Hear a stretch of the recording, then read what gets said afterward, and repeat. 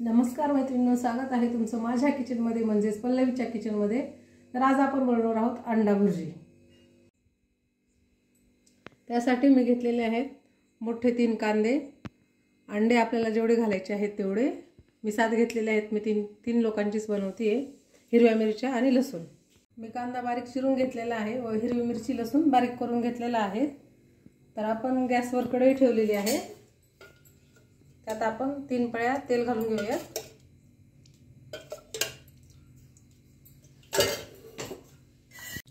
मोहरी घालून घेऊया। मोहरी तडतडल्याशिवाय आपल्याला जिरे घालायचे नाहीयेत, कारण जिरे कच्चे राहतात। मोहरी आपली तडतडलेली आहे। आता आपण जिरे घालून घेऊया। बारीक चिरलेला कांदा घालून घेऊया।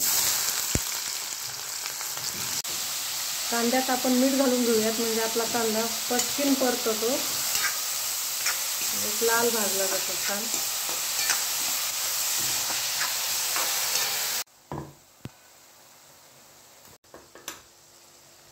हळद घालून घेऊयात 1 चमचा, 1 चमचा धना पावडर आणि गरम मसाला अर्धा चमचा।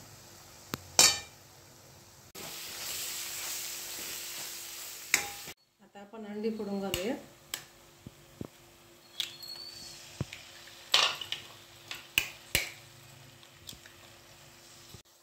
आता आपण व्यवस्थित याला मिक्स करून घेऊया।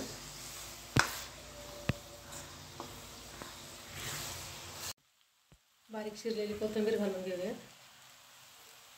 तयार आहे आपली भुर्जी आणि पाव। आपण याला चपाती बरोबरही खाऊ शकतो, पावा बरोबरही खाऊ शकतो।